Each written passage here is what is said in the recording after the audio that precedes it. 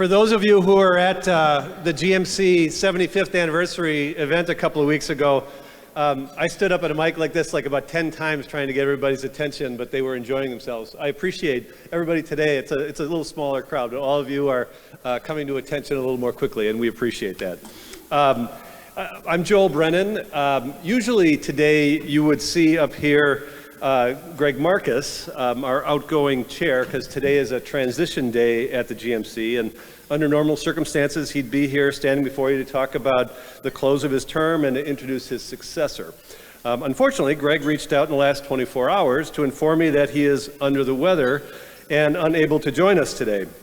Truth be told, his successor, to be announced shortly, reached out just this morning to indicate she too is ill and unable to be here. I talked with both of them together this morning.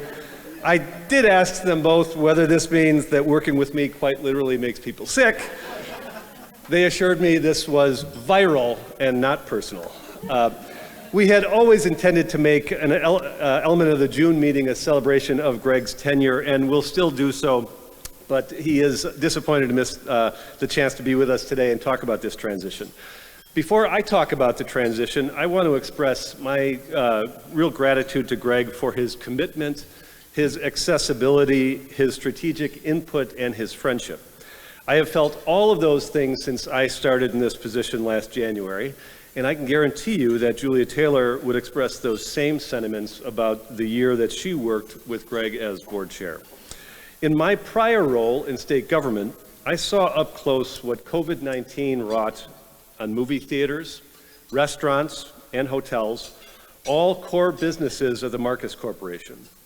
Even as Greg navigated and truly continues to navigate his company through those challenges, he doubled down on his commitment to Milwaukee and the GMC. His leadership over these last 2+ years has been a source of strength for me, for Julia, and for our organization. He'll definitely be with us in June, and we'll also use that as an opportunity to honor his service to the GMC and to our community. We're going to use the heart of the meeting today to address the expansive topic of education, an area that the GMC has recommitted to supporting under our new strategic plan. Greg's term as board chair was extended from February through today due to this strategic planning process, in addition to the leadership change that happened during his term. His position as board chair provided consistency to the leadership and strategy during these times of change. Through this transition period and important organizational changes over these last few years, we identified our new board chair, a leader who participated in both the hiring of a new GMC president and as a valuable partner on the strategic planning committee. The nominating committee and the board believe her professional accomplishments, her close connections to the community, and her bias toward action provide strong ingredients to help steer the future direction of the Greater Milwaukee Committee. With a formal nomination from the GMC's membership nominating committee and approval by the board of directors, we want to welcome Peggy Kelsey as the next chair of the Greater Milwaukee Committee.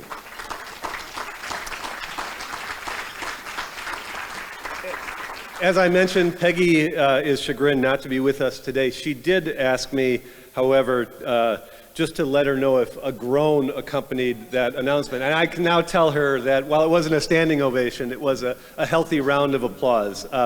Peggy, as many of you know, is Executive Vice President, General Counsel, and Corporate Secretary Compliance Officer at WEC Energy Group. In these roles, she's responsible for all legal matters affecting the company. She's also Corporate Secretary to the WEC Energy Group Board of Directors and manages all governance matters. In addition, she oversees the company's environmental and ethics and compliance functions. Previously, she held leadership positions as General Counsel, Corporate Secretary, and Vice President of Mone Manufacturing and partner at Quarles & Brady. She received a bachelor's degree from Mount Mary University, a JD from Georgetown University, and an MBA from UW-Milwaukee. In addition to being a GMC board member, she also serves as a director for North Shore Bank, Teach for America, UWM Foundation, the Zoological Society of Milwaukee, and United Way of Greater Milwaukee and Waukesha counties. We're truly grateful for Peggy's willingness to take on this role of GMC chair during the time of renewed energy and focus for our organization. We will formalize this board transition at our June meeting. Her term will run through February of 2025. We know she will be innovative, courageous, and outstanding in her role. When I was interviewing for this job now a year and a half ago, I remember looking around the table of a group of a dozen or almost 15 leaders in our community, and having been here throughout a good amount of my career, I knew most of those people to some extent. To be honest, Peggy was one of the people who I knew the least in that group. And over the course of the time since I accepted the role, have been in this role, and worked with our board, while all of our board members are outstanding, she has truly stood out for her strategic input, for her value, for being a go-to person in this community and at We Energies. And so getting the chance to know her better over the last year and a half, and now getting the chance to work with her more closely, is something that I am truly looking forward to. She's a deep thinker, she's visionary, she's committed to achieving the goals that we have set for our organization. So I do truly look forward to working with her. I mentioned our strategic plan earlier, and we're presently taking steps to organize our work around this new strategy. At our March meeting, we presented an update on the City of Milwaukee operational review, with an opportunity for members to volunteer to explore the Fiscal Strength Committee as a result. This committee held a formational meeting in recent weeks with initial interest from nearly 20 of our GMC members. Our next step is to establish the committee charter, identify goals and measurements that are consistent with community needs. As most of you know, the landscape is shifting quickly in regard to the fiscal situation at the City of Milwaukee and Milwaukee County. Last week, the Wisconsin State Assembly introduced legislation that addresses shared revenue and the disinvestment in local government that truly has occurred in Wisconsin over the last 25 years. You may have seen a few of the details about this proposal, but let me outline just a couple of them for you. First of all, just a little bit of history, because a lot of people here talk about the state shared revenue program, and that's really at the core of this work and some of the discussion that's going on at the state level. The state shared revenue program really comes out of the decision in 1911, so more than 110 years ago, for the state of Wisconsin to begin to levy income taxes in the state. When that happened, at the same time, there was truly an agreement that local units of government would not, beyond the property tax, which developed over time, would not have the ability to levy any other local taxes.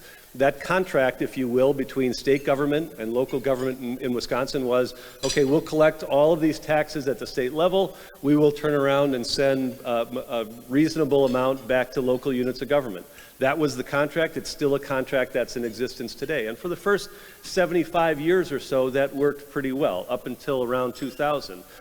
When the state really froze those resources that were in the state shared revenue program and stopped sending additional money to local units of government. Here in the City of Milwaukee, what that means is, and the mayor could correct me if I'm wrong, but I think I'll be ballpark correct in this. In 2000, the City of Milwaukee got about $240 million in shared revenue from the state of Wisconsin. Now they get closer to $230 million. That's not adjusted for inflation or anything. Those are the dollars. So, and just to give you a little level of comparison, in that time between 2000 and 2020, roughly, the state of Wisconsin in 2000 collected about $3 billion in state income taxes, and in 2020 collected about $9 billion in state income taxes. So, over that time, the resources at the state level grew significantly. The amount at the local level grew by none at all. In fact, it shrunk a little bit. So you can see that Milwaukee is not alone. 1,800 local units of government have had their challenges over the last 20 years. So with that history outline, let me just tell you a little bit about what's in the legislation that has been proposed. It would include a shared revenue increase for all local units of government in the state, a minimum of 10% for cities, towns, villages, and counties. By the formula that they're using, the larger percentage increase goes to the smaller units of government. So in the City of Milwaukee, for instance, got about a 10% increase to this proposal. Milwaukee County will get about a 14% increase.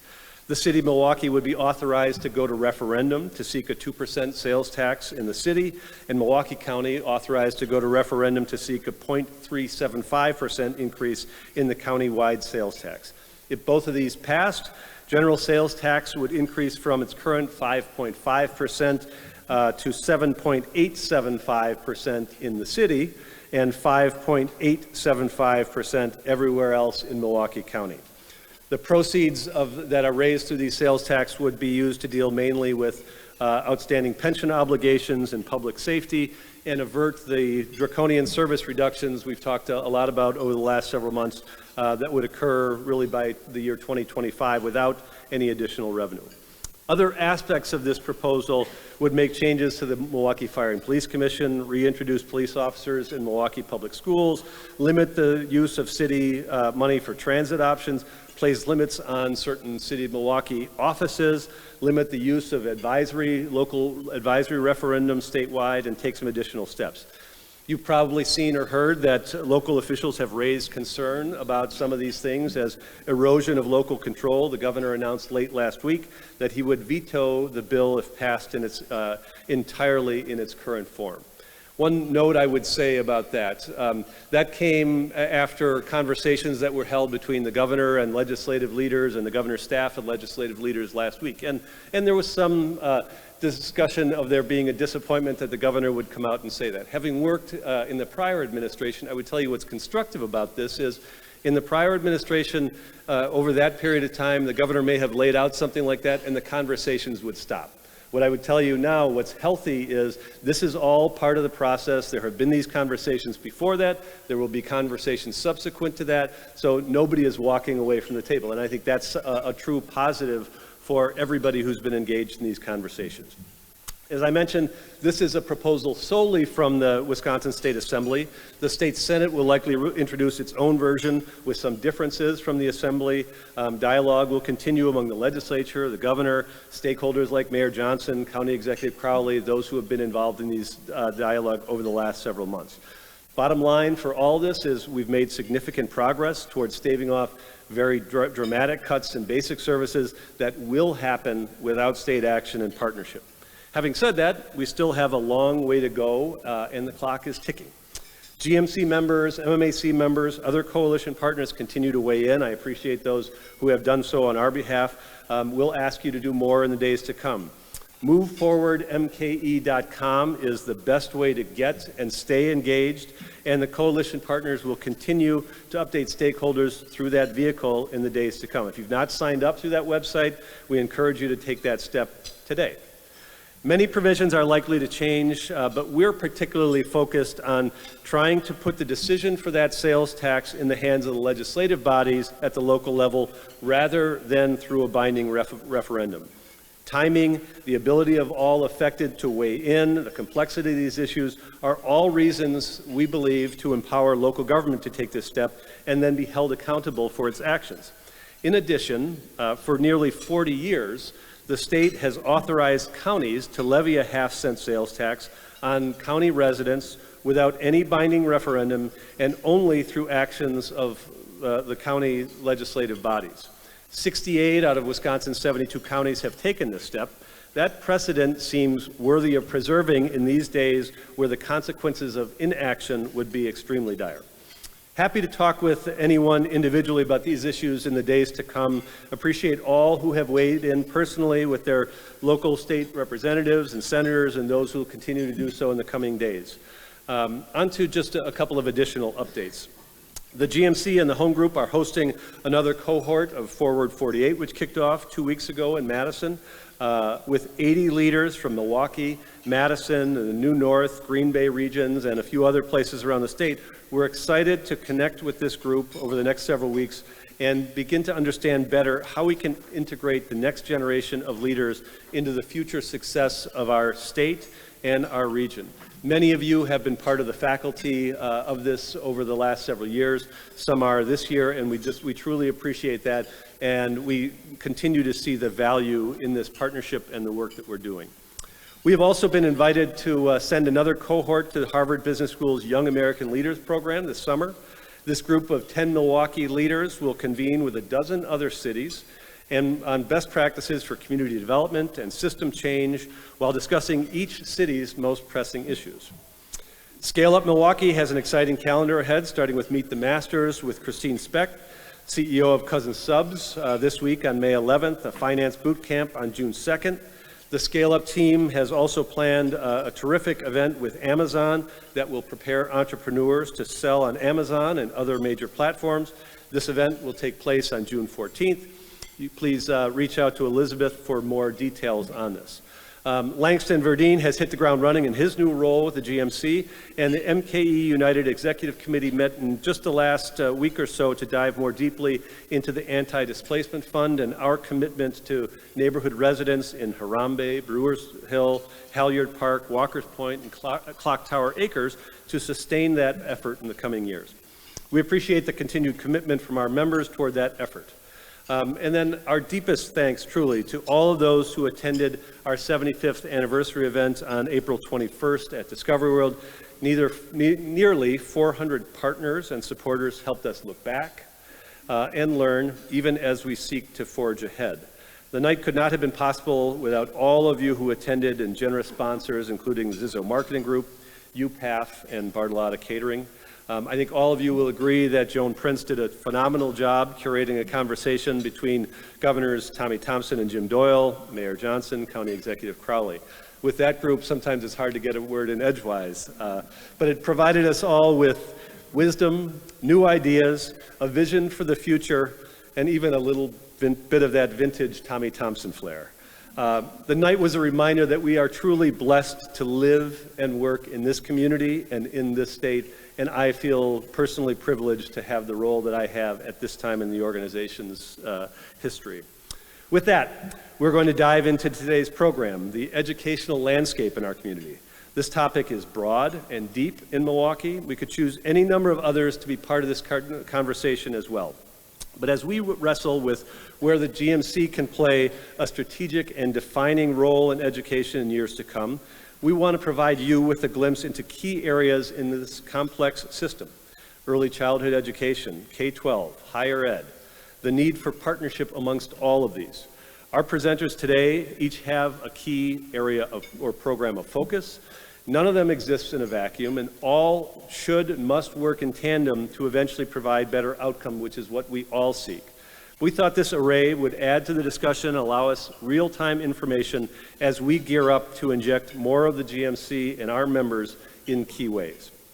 Today's speakers will each take 10 minutes to share how they are pursuing and creating solutions in education, from early childhood to higher ed. I invite each of you to take the stage as I introduce you. Today we're joined by Daria Hall, who's the Early Childhood Education Director at Milwaukee Succeeds, Brittany Kinser, who's the President and Executive Director of City Forward Collective, Michael Frohna, you can walk behind me, Daria, that's okay. Michael Frohna, who's the President of Junior Achievement of Wisconsin, and Dr. Mark Mone, who's the Chancellor at UW-Milwaukee. As I said, yeah, you can give them all a round of applause. The presenter, I'll invite you to come up here to present, and then once we're done, we'll have time for Q&A and conversation. While they're sharing their perspective, I ask all of you to consider how you think the GMC can and should participate in affecting change and elevating solutions to these complex education issues, and if you would like to be part of that work as we reimagine our work in education moving forward. We'll provide an opportunity for that in our committee work in the weeks to come. So with that, I think Daria is going to start, and I invite you to the podium. Thanks.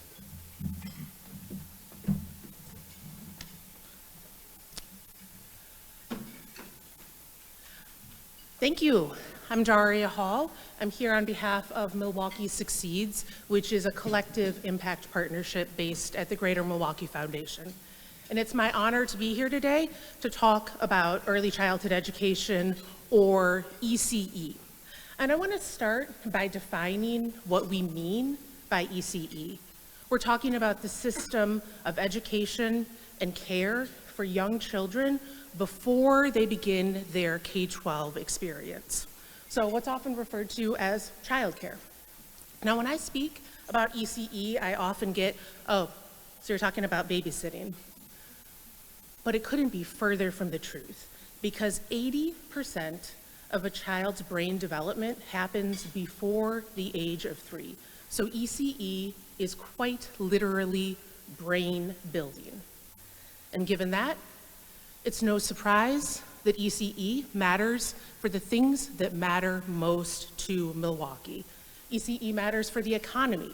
It allows the parents of young children to participate in the workforce, and this is especially true for moms, who the data are clear are most likely to reduce hours or drop out of the workforce entirely when they don't have access to ECE. ECE matters for K-12 and higher education.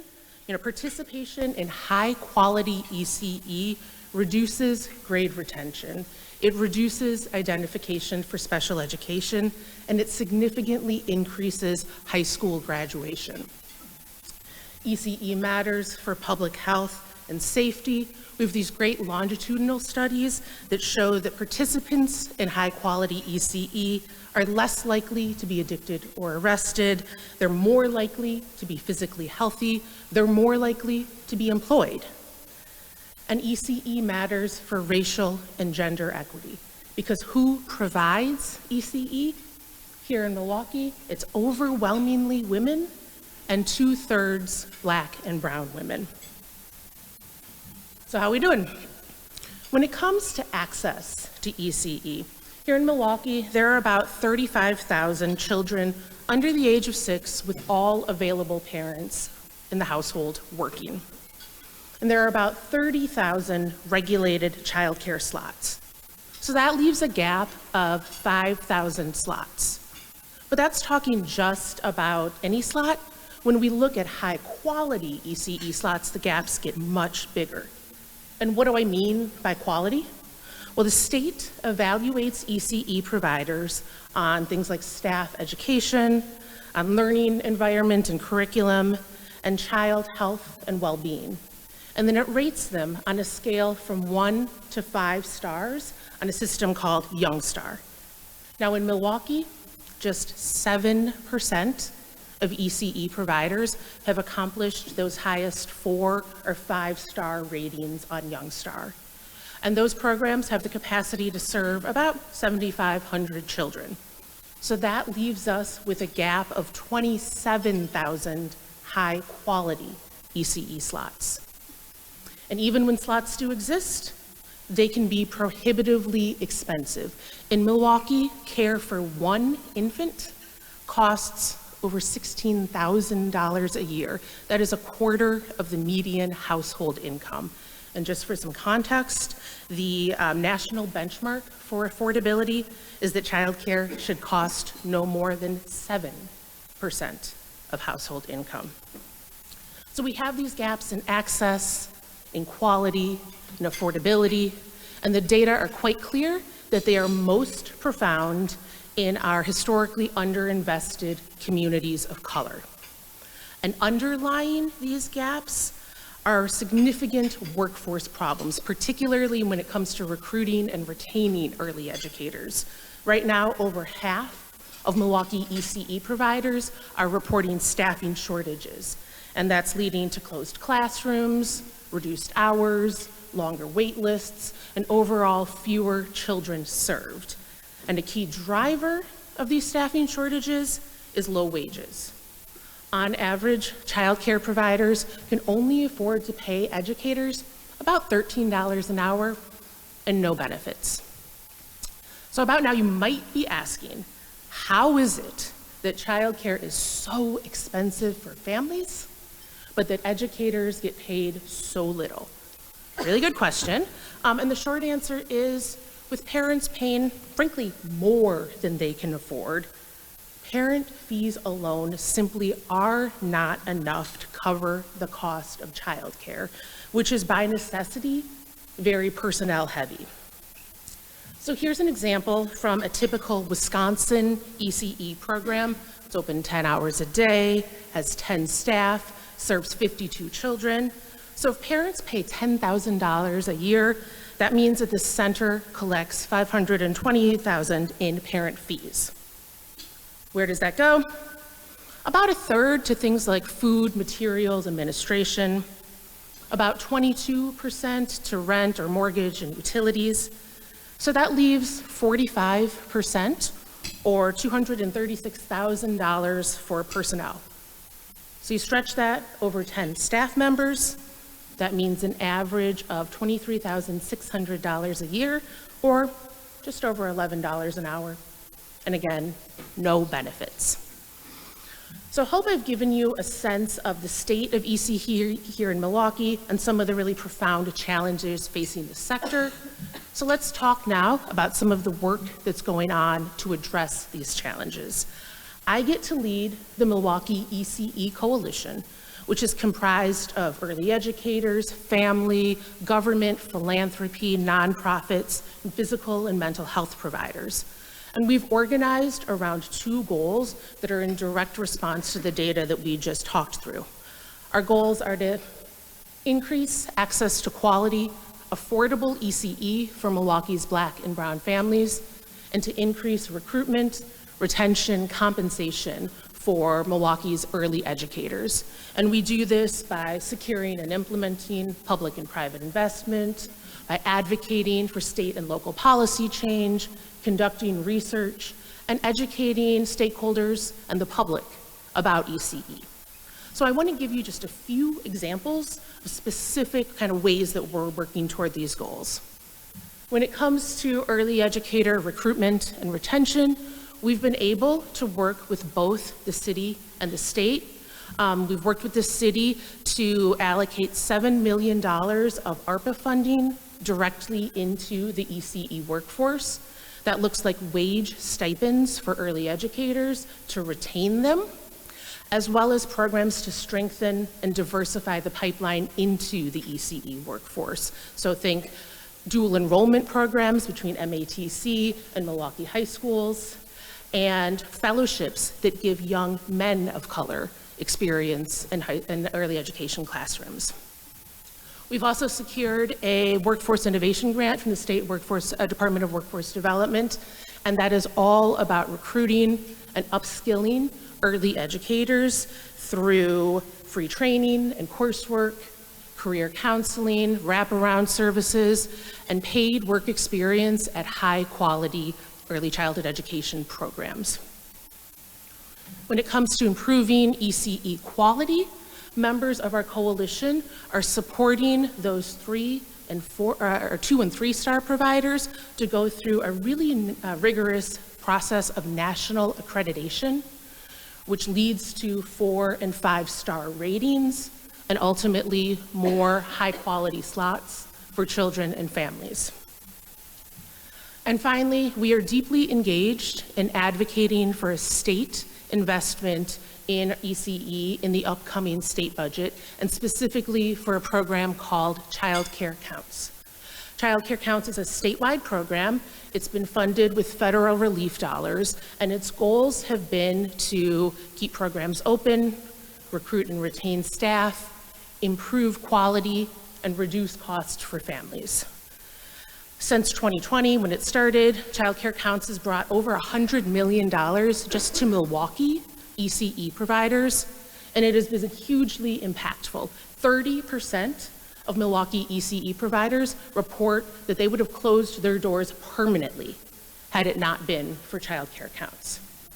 Now, the federal funding for this program is set to run out in January of 2024. And if that happens and the program is not sustained, Milwaukee ECE providers and providers across the state have been quite clear. They will be forced to raise rates for families, cut pay for staff, and overall serve fewer kids. So the gaps that we talked about in terms of access to quality, affordable ECE will get much, much bigger. And so that's why we've joined with a statewide coalition to advocate for a significant statewide investment in continuing the Child Care Counts program with state resources. I hope this has been helpful. You can see more information about our coalition and our state budget advocacy in the materials at the table. I'm looking forward to hearing from the next panelist and to what I'm sure will be a great conversation. Thank you.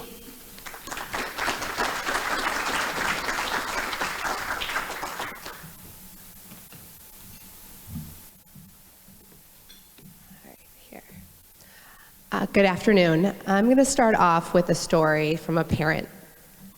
This is LaToya, and LaToya is from Milwaukee. She grew up here, and you can also see her son there, Ryan. When LaToya was growing up, her family, her mom, wanted to make sure that she had a great education. And there was an opportunity for her to go to school outside of Milwaukee and attend school out in Oak Creek, where she says that she received an excellent education. However, she didn't feel like she was a part of a community. So when it was time to send her own child, Ryan, to school, she wanted to send him to a school in Milwaukee.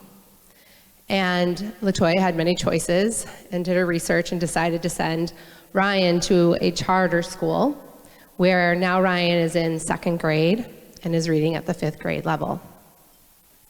I know LaToya because she went to one of my schools. And something we had done is a couple of years ago, informed our families about the unequal funding between charter private schools and MPS, or traditional public schools. And when we informed our parents about this, they were shocked. In particular, LaToya was shocked. She wanted to do something about it, like many parents now who know about this issue want to do. So you can see here, LaToya is presenting in front of the JFC in Waukesha. She works for City Forward Collective as a fellow in mobilizing families. And you can see here, we had hundreds of parents when they were informed of the unequal funding between charter and private schools and MPS, they wanted to do something about it. So we trained them on how to tell their story after they were informed about the issue in front of elected officials. And as NPR said, we had an army of parents in green shirts advocating for their children. Since March, we've had over 35 parent testimonials in front of elected officials and over 4,500 emails going out to elected officials and representatives asking for fair funding. Sorry, I'm getting over a cold. So here, this is the issue. Currently, we have 112,000 students in Milwaukee. Almost half of the families are choosing to send their children to private and charter schools. And right now, there's unequal funding where it's between 5,000 to 7,000, students are receiving 5,000 to 7,000 less per pupil when they go to a charter or private school. So you can see here, it's about $300 million not coming into the city. And none of our schools can run off of that amount of money. And when we tell our families, like I had said, they get very agitated, they don't understand. They are able to choose what school they send their child to. They didn't know that their child was not getting as much money as they may have at a traditional public school. Take a minute or a couple seconds to look at this. You can see the difference between 2018 to now. The orange and light blue are charter and private schools, and then the dark line is traditional public schools there. And what happened is the gap has grown because of referendum that the private and charter schools do not have access to, and then some of the changes in the way federal dollars were restricted. And so at City Forward Collective, we do not just only parent mobilize, that is one thing that we've been very proud of recently, but we have a credible policy analysis team that does all the research, which informs all of the work that we do with our families, with our educators, with our governing school board members, which then leads to our effective advocacy. We also have school-based initiatives. And our mission is to ensure that we have a great Milwaukee school for every Milwaukee family. Another issue that I don't have up there, but I do want you to imagine currently, so I'm going to take a step back. I give this visual, and some of you have maybe heard this before, but imagine being at a Bucks game and it's full. And the stadium is filled with 4th grade children from Milwaukee. And at halftime, the announcer says, only the children that can read, write, and do math at grade level can stay. And at that point, 16,000 students have to leave the stadium. that only leaves a small portion of the upper level filled with children who can read, write, and do math at 4th grade. The rest of the stadium is empty. And if you are a Hispanic student, it's even worse. Only 1 out of 7 students who are Hispanic can read, write, and do math at grade level. And then for our Black students, it's the worst in the nation. Only 1 out of 10. So it's going to take all of us to make a change. And our children cannot wait. So what can you do to support this work? Maybe you're asking after learning about this. You can access our advocacy tools on our website, which I'm going to give you some QR codes you can right now access. You can write and call your legislator and consider supporting our CFC Action Fund. So right here, part of my policy team creates these briefs that you can share. Right now, if you took out your phone, you'd be able to access this advocacy brief, which tells you about the different areas that we support. We do support a per pupil increase for all schools, special ed reimbursement, along with closing the funding gap. And then also, I ask that if you are interested in sending an email to your representative for equal funding, you could take the QR code here. It's also on our website. This works if you wanted. I see people taking their phones out. You can personalize your message to your representative. We will be having another email campaign soon. Like I said, we had around 4,800 emails go out from parents and school leaders and stakeholders asking for equal funding. You can also visit the website where you can sign up for our newsletters, and my information is here too. So again, thank you so much for having me today.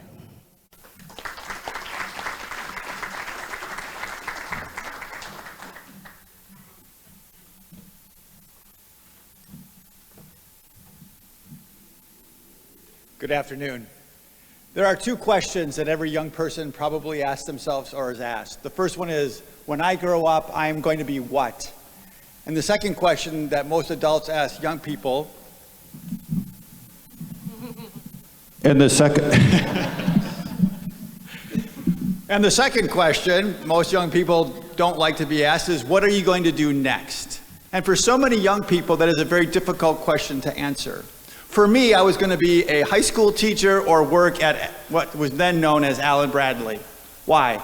My father was a high school teacher, and my grandfather worked at Allen Bradley.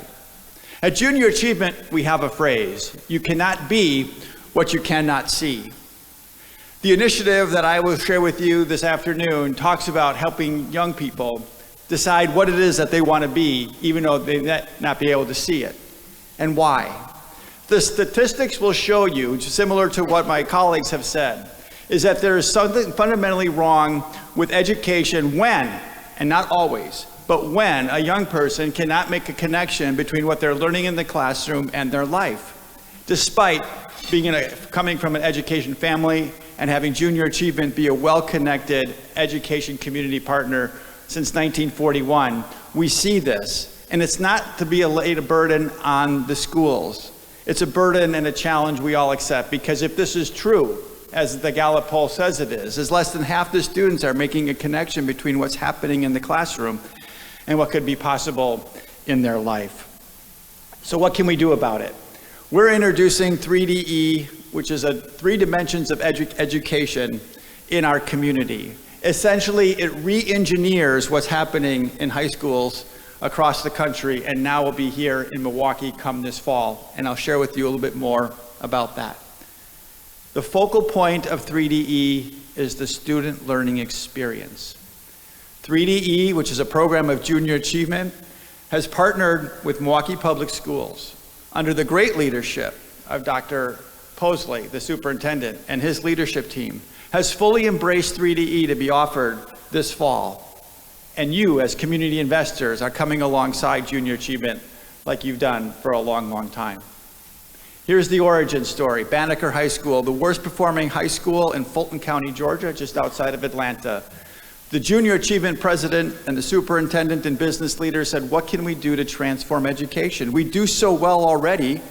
What can we do more? And it started in 2015, and this year there are 44 high schools that will participate in 3DE.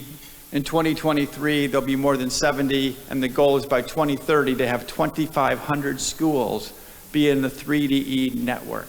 So what is it? Well, I should tell you before I tell you what it is. There are 2 schools that are enrolled to become 3DE schools, Milwaukee Marshall and Bayview High Schools, as early as this fall. The learning is based on case methodology, not like you've learned in college, but at the age-appropriate level. Where you can see in the middle of this diagram is a case method, and that case method is infused in every single subject, both the core required classes and the electives. It is surrounded by competencies. We know that the skills of tomorrow will be different than they are today, but the ability to communicate, problem solve, think strategically, understand differences are competencies that will not go away. So the 3DE model takes those competencies and infuses them into the curriculum. This is probably a bit of an eye chart from where you're sitting, but one of the most common questions we get is, I don't understand how a case from a business can come into the school, transform how education is offered, and actually apply to science and math. And this is an example of Home Depot. So in English, they're going to research what it was like to bring in, to be able to create this place at Home Depot where they will have the opportunity to talk about consumer personas. In mathematics, they'll be doing square footage of an area. Social studies, they'll be looking back, and if Home Depot existed in 1800, what kind of appliances would they have in their warehouse or their storefront different than it is today? And you can see across the spectrum, this is how case methodology is infused into the schools. This is not an add-on program. 3DE is a transformational model for education. In our community, there are 3 partners that we have currently: Educators Credit Union, Deloitte, and Professional Dimensions. We also have national partners, Delta, Arby's, and Truist Bank. So for 6 weeks, beginning in the freshman year, every 6 weeks, the students will be introduced to a new partner. They'll be able to explore their careers with those respective companies and see their way clear to a difference in how their education connects. Another bit of an eye chart from where you're sitting, but this is essentially the progression. All freshmen, regardless of background or ability, will be in the 3DE program. So over 4 years, each one of the high schools that I shared with you a moment ago will be a completely 3DE school, and the competencies and the laddering effect can be seen on the right-hand side of the screen. Additional information can be available if you'd like to explore it more deeply. But here's the magic, and it's more than magic. It's about commitment. 3DE puts one person in every school to help the faculty learn how to introduce the case methodology and keep it on track, as well as having an area director who oversees that complete area. 97% of students are finally saying, I'm encouraged by my teacher to continue to get better. 98% of students are excited about their futures, and 98% of teachers have said, being in a 3DE school makes me a better teacher. I'm more excited about being there. And this is all third-party data that's validated across the current 3DE network. But here's some real numbers from real schools. 22% almost less chronic absenteeism in a 3DE school. And 97% of students are graduating in 4 years in the 3DE school. That's a tremendous difference, 33% higher than their counterparts. 56% are choosing some form of college, 2-year or 4-year after high school. Proficiencies in math and reading are way ahead of their counterparts in non-3DE schools. And whether or not anything can be 100% or not, I don't know, but I like it. 100% of the students say, I understand the competencies. We are helping students get ready for their future. Well, this all comes right now at an investment. It's budget neutral for the school. The same dollars that they're receiving for those freshmen would be the dollars that they will have available for 3DE. And Junior Achievement, along with our partners, invests about $500,000 for both schools over 2 years, so a total of $1 million. To date, about $240,000 has been committed. We are really excited for the transformational ability of 3DE to succeed in schools, just like it has across the country. Once again, I want to thank Superintendent Posley and his leadership team for embracing 3DE And for those of you in the room who've already said yes to helping, thank you. For those of you who need an invitation, I'm here to invite you to consider how you might be involved in 3DE. Because when somebody asked me what I want to be, and I said, I want to be a teacher or work at Adam Bradley, the person said to me, you consider yourself lucky. And I looked at them, I thought that was strange. And I said, why is that? And she said, when I grew up, I thought I could be one thing, and that was a migrant farmer. So today, with 3DE, we're opening up the world for everybody to say, I can be something that's unique in this community. Thank you.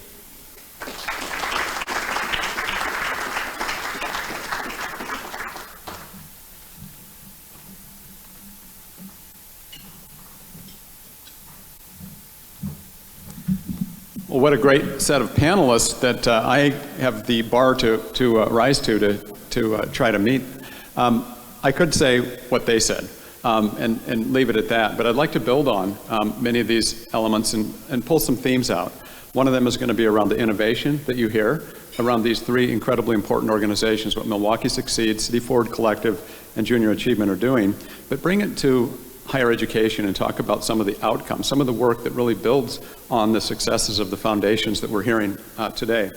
So I'll provide this not just from UW-Milwaukee's perspective, but I'll talk about partnerships, because what we've all come to realize and what you're hearing today is that the issues are so significant in this region, we can't achieve progress toward them without working together. So that's really what they're going to, I'm just foreshadowing the most important theme, which is about partnerships, and ultimately we'll talk about outcomes and impact. Snapshot of UW-Milwaukee. Many of you know this, but not everybody. Just a quick overview. 23,000 students with 3 campuses. We have UWM today at Waukesha and UWM at Washington County, as well as here in Milwaukee. We've got a number of different locations, from our School of Freshwater Science, our Zilber College of Public Health, a number of different locations that we offer programs. We have 81% of our students who are from Wisconsin, and also that many that stay in Wisconsin. No surprise there. 202,000 alumni in the state of Wisconsin largely, but they do, for some reason, particularly in the winter, seem to migrate south, and we don't have everybody here all the time. Greatest amount of diversity in the state needs to be qualified. That's of the 4-year academic institutions. My wonderful friend and support partner in so many ways, Dr. Vicki Martin, runs the most diverse 2-year campus in the state of Wisconsin, so you're going to hear about some of our partnerships in a moment. But we have, in terms of students of color, LGBTQ+, military veterans, and I can go down the list, non-traditional students, students over 25, great diversity. In fact, our average undergraduate graduates at 25 and a half years old, which speaks to the on and off ramps that happen during the journey. Top tier research university with an access mission and Carnegie community engagement. I just need to talk about those for a moment in terms of how rare they are and how proud you should be to have an institution like this in your city. There's 146 Research One campuses out of 5,500 universities in the country. There's 350 that are engaged, that are specifically designated as Carnegie engaged. If you put those Venn diagrams over each other, there's 82 universities in this country that are both engaged in their community, whether it's in healthcare, education, architecture, business, fresh water, and then that are also Research One.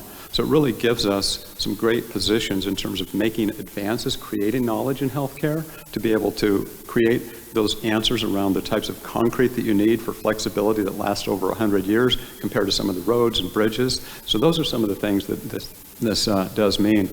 Every year we put out over 5,000 graduates. And what that means is over the last decade, over 50,000 new individuals that have degrees that are able to contribute to the workforce here in this region. Speaking from some of the perspectives you've already heard and recognizing the numbers that are facing us, this chart is a graphic depiction of what happens when students enter high school and how many graduate from college. And you can walk down and you can see that basically take across the 7-county region, southeastern Wisconsin, start with 20 high school students that begin as freshmen, and fast forward to the bottom line. 6 years after high school graduation, only 6 of those students will graduate from college, and generally no more than 1 to 1.5 will be a student of color. So this is going to bring an equity lens. And why is this important? Why do we need more college degrees? In this room, as I look around and think about your backgrounds, I think we oftentimes take it for granted in terms of the doors that are open, the positions that we have, the opportunities for home ownership, stable health insurance, and all of that. But a lot of individuals in our community do not have that. And what we've recognized is that as an access university, working with partners in this region, we can do more and we have to do more.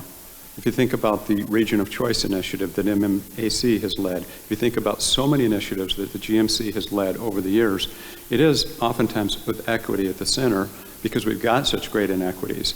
Some of the data that have been shared in terms of what happens, we have the greatest achievement gap in high school graduations between black and white in this country. Wisconsin owns that, unfortunately. 43rd worst for Hispanic versus white.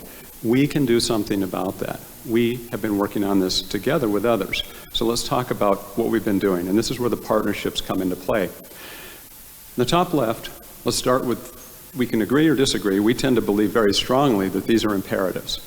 This is what faces us, and the panelists have done a great job anchoring the challenges. We know that there are attainment issues. We know that there's significant gaps. We also know, on the other hand, in terms of the output, there's a workforce shortage. Who doesn't have a workforce shortage today in virtually all the fields represented here? And we can talk about any particular field, and I can share not much data, but you are living that and you know what I mean. So if we start with that as a premise, whoops, this isn't supposed to go that fast. Oh, it is not. So we're having a problem here. Okay, so I'm going to work with this. The first circle in the middle, if you can just concentrate, if you could, this was supposed to fly in one at a time. If we look at the first circle right in the middle, that's M cubed.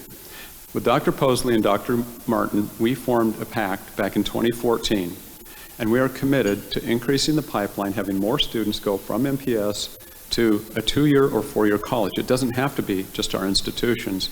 But as a result of this today, we have helped, and Dr. Posley, we have talked about taking an MPS graduation rate from 59%, moving it up to 69, and ultimately punching it right over into the low 70s. Now, the pandemic hit all of us in a hard way. But then we also have significant increase in students going to MATC and UWM. And today, MATC is our largest provider, and I think it's the largest place that students go in terms of any 4-year academic institution. So this is a workforce talent pipeline with more individuals filling those needs for what we need as a smart economy, when you need architects, engineers, computer scientists, and what it takes to move a regional economy forward. So that's the starting point, is M cubed. But the second circle, and this is the one that's the larger one, and it doesn't have everybody represented. We're working on logos. This is a work in place. So Dan Johnson, let me apologize, because Wisconsin Lutheran College is also meant to be up there, but you're getting a special shout out. That there should be a WLC. Likewise, we have every single 2-year, 4-year public and private academic institution in the Southeastern 7 region is a member of the Higher Ed Regional Alliance. Meanwhile, at the bottom, you see GMC and many other organizations that are economic development, community-based organizations. By the way, GMC is our fiscal agent, thank you, Joel, and Julia beforehand, that really helps in terms of the leadership and the structure. We have the CEOs and presidents of all these organizations. We have 3 goals. Number 1, greater attainment. We want more students to graduate, and we've been making some great progress for the region working together. Number 2, get higher eds working better together. How can we have a situation where if you work for Waukesha Engine, Waukesha Metal, you work for an organization such as any, name a firm, and students you're sponsoring get a 2-year degree, but they want to become an engineer with a 4-year degree. They want to become a police officer. And they find that it's going to take them, after they get a 2-year technical degree, takes them 3 more years. Unacceptable. So we've been working on a lot of articulation agreements and some software called transferology.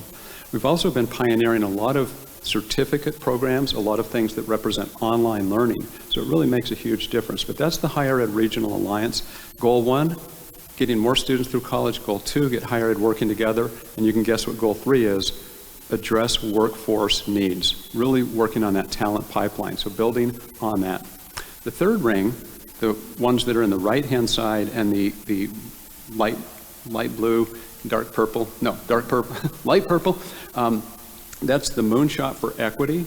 That partnership is the first in the nation, and we're partnering with the Education Advisory Board. And when I say we, it's MATC, Carthage, and UW Parkside. So you'll notice very different types of academic institutions, 2-year technical, 4-year private, 4-year public, with our collaborative work that's aimed at completely eliminating the achievement gap by 2030. And this is a huge undertaking and it's significant, but these all lead to a number of outcomes you can see across the top. DWD, Department of Workforce Development, gave us $500,000 to support greater internships among students of color. That's in the middle under program initiatives. Region of Choice, I mentioned earlier. Not only are we a member to make that type of commitment for increased diversity across our workforce and leadership, we're also the organization that really is going to provide a lot of that talent. If you think about 5,300, 5,200 students graduating with degrees with a diverse background, it really helps diversify our talent pipeline. And then the Milwaukee Anchor Collaborative, some of you are familiar with. We call this the EDS and the MEDS, the 5 largest healthcare providers in this region, and Marquette and UW-Milwaukee, 7 of us, that have committed to spending more and hiring more in 8 zip codes of interest. We have billions of dollars of collective purchasing power, and we also have significant hiring abilities, so focusing on those areas has been vitally important. Now, workforce needs. This one I should probably, if I had a button up here to blanket, I would for a moment, because you're going to be studying this, and it draws you into it. But the idea here is, what are the greatest workforce needs that we have in the state? They fall into these 4 buckets. These, if you work with 3 different data sources, you find that this is where we have the fastest growing, highest demand jobs. Here's what we provide, just as a snapshot. 86% of our students go into these areas. And when I talk with the legislature, when I talk with our friends at WEDC and other areas, they are stunned to see how many students go into these high demand job growth fields. So it's critically important, and not that the other 14% aren't vitally needed as well, but these are the things that are making a big difference for our economy in terms of meeting the workforce needs. I just single out for a moment nursing. Just drill into this for a moment. Today in southeastern Wisconsin alone, there's over 92 or 9,300 nursing openings, positions needed. Guess what the collective output of all the higher ed in the region puts out? What would you guess in terms of a number that are provided in terms of number of nurses today? It's between those. It's about 2,200. 2,200. So you'd think, okay, 3 or 4 more years we'll catch up with it. Actually, that gap has been growing. And the reason why is that nurses age out and burn out, and we don't have enough new entrants into the workforce. We're the largest nursing program in the state and one of the highest quality in the country, but it doesn't begin to address those needs. So we definitely need to have a number of things that you can help with. Imagine that. You can help, you too. Scholarships, Chancellor Student Success Fund. We've had wonderful support for the Moonshot for Equity. We've had wonderful support. Dr. Martin and I were on a radio program with Kathy Jacobson of Frohna last week, talking exactly about the $6 million that Frohna gave us for healthcare scholarships, addressing not just nursing, but 18 other healthcare major needs. Chancellor Student Success Fund, we've raised a lot of funds specifically for students in need. Housing insecurity, food insecurity, mental health issues continue to grow. And of course, supporting the regional economy through the different types of partnerships, strengthening the talent pipeline. There's some advocacy pieces, and boy, Brittany, I love your QR codes. I need to get that. Helene and I were already having some eye contact about that. That's what we need to develop, but there are some materials that you have that support that. I'll end with a quote.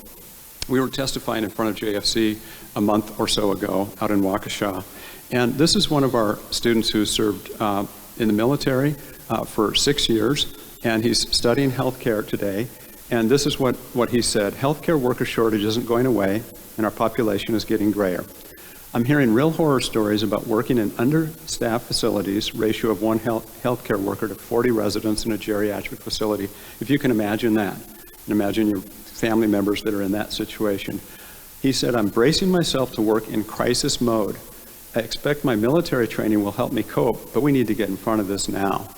And what he's speaking to was the facilities as well as staffing, just in terms of, at UWM, we are turning away all students in most healthcare majors because we just can't accommodate. We've got a lot of students who'd like to go into these fields, but we don't have the capacity to expand. So that's the challenge facing us. And so I think you hear some similar themes here today. Thank you for listening. Appreciate this opportunity.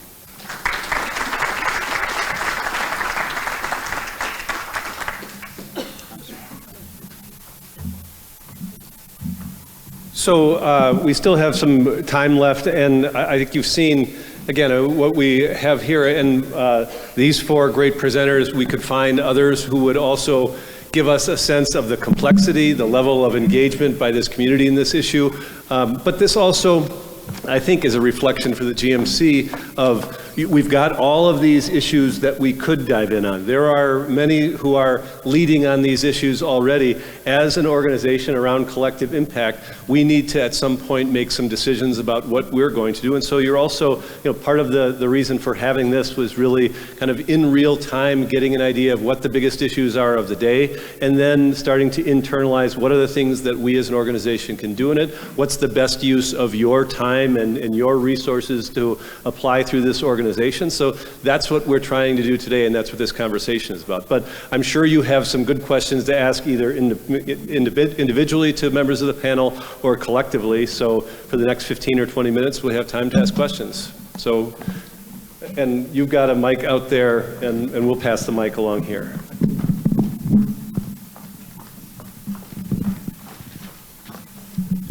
Thanks very much, and thanks to each of the panelists. I guess my question is, I'd ask you to take a step outside your particular expertise in the region you have and talk about community performance metrics. What's the metric that's most important? Is it reading at grade level at grade 1, reading at grade level at grade 6, high school graduation, college graduation? Where do we measure whether we're making progress or not? I think that's a really good question for the Chancellor.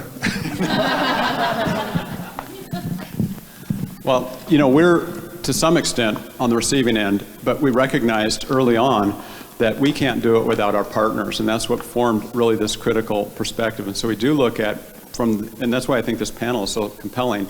If we're not successful in early childhood education along the numbers that we're seeing just in terms of staff availability, we've lost. Period. If we don't start with that as a strong foundation, you're not going to get to the 3rd grade and 8th grade types of scores that Dr. Posley needs, and then you're not going to get to the graduation levels that we collectively need. And that's where, we're on the one hand on the receiving end of that, but that's why we joined Dr. Martin and I with Dr. Posley. Milwaukee Succeeds. We need to work on a lot of those areas together. But standing outside, I think if you look at us nationally, and we work with the Hispanic Collaborative with Nancy Hernandez very closely, African American Chamber. What we see, for us, the ultimate outcome, the big determinant is income levels far below what the average opportunities are. So if you're black or brown in our community, you're overrepresented in occupations under $40,000 a year.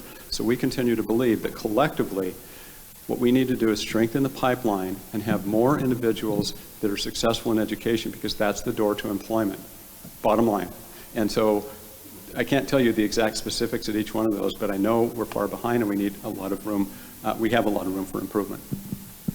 I would just echo that it is really important for a child to be able to read, write, and do math at 3rd grade, and it shows if they do not have a successful life ahead of them.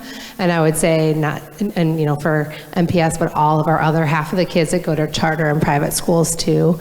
And I'll go back to the equal funding. So we have high performing schools in both, and we need to make sure that they're equally funded so that we can make sure our children are getting the education that they need and the support.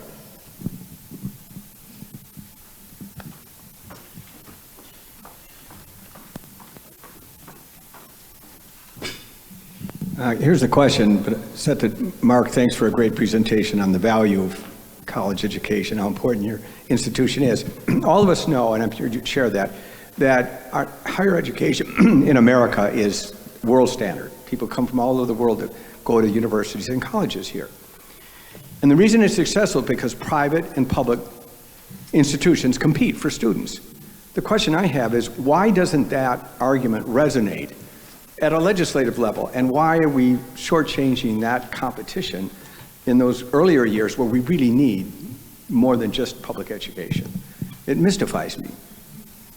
What is the question? Now, the question is, why can't that model work in the lower grades? Why are we saying that we can't one size fits all? That why can't we have charter, private, public, all competing, as you saw those parents you demonstrated in your slide? But they want good education for their kids. Why is that argument being resisted on the lower levels? Why is it being resisted? I think You're facing decreasing budgeting for a very successful school system, which provides competition for MPS and gives us a better education system. so that is why we're informing our parents, all of you, everyone about the issue that we don't have enough money to be able to perform. I think Dr. Fuller said this a couple of weeks ago. If you were at Northwestern Mutual, that it started off where. For private and charter schools, we thought, oh, we can operate off of less money, but it's just not true. They can't. We know that. I have some school leaders here in the room, along with Dr. Posley, where he also has charter schools, and Laura's here, and Andy's here too. So private and charter school, you cannot operate off of $5,000 to $7,000 less. Per kid. So that is why we're mobilizing. We have this equal funding campaign. We have been out at listening sessions and meetings with our elected officials, school tours, thousands of emails, and we're continuing to go and do that work because it's not possible. And so people are listening. We're getting responses, but we have to collectively, that's why I'm here today, to make sure that we make changes for our children. I agree that with Brittany on the funding side, but also an organization that works with hundreds of schools across the state. I think one of the things we lack is a consistency of what we deem as a measure of success. So I guess the best way I could describe it is when we work with one school district, we might find a superintendent who says, thou shalt, and all the schools in that district respond. In some other examples, we would go to the superintendent for our programs, and they would say, well, I don't know, you have to go talk to the principal. And then we go to talk to the principal, and the principal says, yeah, that sounds like a good idea. And then the whole school responds, and then in other cases, we go to the principal and they go, well, I'm really like the mall manager, and I've got individual teachers. And so the teachers, you have to go to them to see if they want to support junior achievement in their classrooms. So I think one of the factors that hinders that kind of same collective approach we see in higher and post-secondary education is we just don't have that uniformity from school to school to understand what is the real message that we're trying to send to the legislature for more funding, other than the fact that we need more funding, would be my perspective.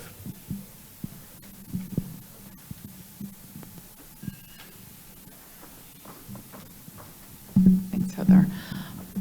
All of you talked about funding. What are we thinking about, or how are we thinking beyond funding in terms of some of the economic realities we're seeing or anticipating in the near future? Well, certainly in the early childhood education space, this is a mixed delivery system with, early childhood centers, home-based providers, providers that are, operating in public school early Head Start programs, right? And just like it is a mixed delivery system, there absolutely is kind of a mixed revenue stream, right? So parents are paying. Philanthropy has invested very significantly in early childhood education. The Greater Milwaukee Foundation, for example, has invested over $8.5 million into the ECE sector just since 2020. We know that businesses are also quite interested in this and have opportunities to invest to support their employees, right? So we're seeing more examples, of businesses who are setting aside kind of resources for parents to help them pay for childcare, right? So we have lots and lots of investment going on from these different sectors, and we are continuing to look for sustained public investment, not to shoulder the weight of this industry overall, but to kind of make its contribution alongside parents, alongside philanthropy, and alongside business. I'd build on what Daria just said, and Karen, I think your question is really important. Let's start with the premise that funding is not going to be the answer. We're all needing it in education and whatever it's, from early childhood all the way through. So our answer is, when you ask what's the future hold and how we look at things, one is that the issues, as I mentioned, are so large, not any one of us can address them individually. So that's one mandate, if you will, for us to collaborate. The other one is about funding. The partnerships that I've described oftentimes do attract funding, whether it's federal grant agencies, legislature, or private sector and philanthropy. They really like us to work together. How many times, if Mike Lovell were here today, how many times have you heard people talking about Marquette and UWM doing things together in this community? It has not been a hallmark, but for the last decade, what we're doing with Northwestern Mutual, what we're doing with Fresh Water, what we're doing in a number of different patterns. And part of that is that draws resources. That's where individuals, when we talk about federal grant funding around chips or around artificial intelligence and a lot of the things that are really the future, we can do better together, and it also draws the resources. And a lot of that nucleus that makes things happen in those partnerships that I've talked about, we've got some great leaders of our team here, Dr. Phyllis King and Jonathan Dunn. They're doing great work to build those partnerships, but you need to make that commitment too. You have to put the infrastructure forward, and I think that's why, in our particular case, Dan, to your question, we are working with the largest charter authorizer in the state of Wisconsin. We work with privates, but we also know that publics are so critical in so many different ways, so we really try to have that ecumenical approach. And I think that's what we've got to do more of, to try to make those strengthened partnerships come forward even with better funding collectively. I know I'm not on the panel, so I'm just, but I do think that it's important for us to note, I'm going to talk a little bit about what Brittany and the coalition that has been supported that effort. A lot of what they're using to advocate for this is that philanthropy has been supporting those schools to a significant extent, correct? And that is not sustainable. And they're at, depending on how you look at it, those schools could be at a breaking point before too long. There are, the challenges that we have in the early childhood system. There's challenges that Mark, I know, has faced in this budget around higher ed. And so, we do. I think while we are entering a time and we live in a time where you're going to have fewer resources associated with it, you also do have to be the right kind of advocate for making sure we structure that spending in the right way. I listened to Robin Voss last week. We've heard about a $7 billion state surplus, more than we've ever known before.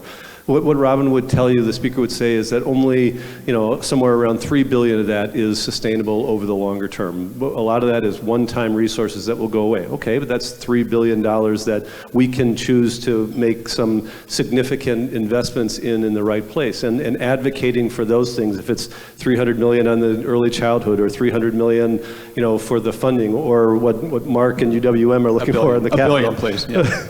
But there are ways that we can advocate for making those type of long-term investments that I think show what we are and who we are as a people and as a state. And I think that's where the advocacy that the role that we should and can play moving forward is going to be so important. So sorry for jumping in there.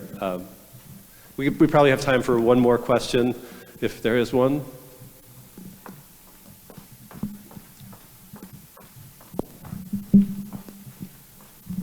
This has been a challenge for a long time. I guess a lot of it goes around funding and all of that, but do you have one or two or three breakthrough ideas that are really going to, if we could really get behind those and move them forward, could really make a difference? If I could use the example of what's happening in other places in the country where 3D schools are thriving and we're seeing the results that I showed on the slide, to me, and I'm very biased toward it, but I think restructuring how education is taught at the high school level is transformational. Frank, I think this is a softball question for me. Moonshot for equity? Moonshot for equity. it's an umbrella concept that we're aligning a lot of things around our work for on our campus. It's just such a pivotal driver, and it's got wonderful philanthropic support from the community already, and we want to build on it. And for early childhood education, we have to address the workforce recruitment and retention issues. Unless and until we do that, this sector is going to continue to struggle. So that can look like finding ways to get early childhood educators health insurance, right? That can look like them working together in shared services networks in order to be able to reduce administrative costs and buy in on those supportive costs for their educators. But that is the issue, and unless and until we address that, this sector is not going to significantly improve. I'm going to echo what Joel said. We have to do equal funding for half of our children who attend private and charter schools. We already see schools closing. We have states around us who fund at 98% of what traditional schools get. It is possible, and that is what we need to advocate for children here in our city and in our state. All right, I'm not going to say anything else except to express appreciation for everybody up here. I hope you give them a round of applause. And we want to thank everybody for attending today. I also, again, want to congratulate Peggy Kelsey, our new chair. I think this is evidence that we're truly at a pivotal moment in our community's history, and the efforts of the people up here and so many of you in this room on this issue do make a difference. We need to do more, we need to do better, and I think over the coming months, as we talk about how the GMC can continue to do this and how we can be most effective, we will invite you to be part of that process, and we truly appreciate everybody's involvement. So with that, the meeting is adjourned. Good day.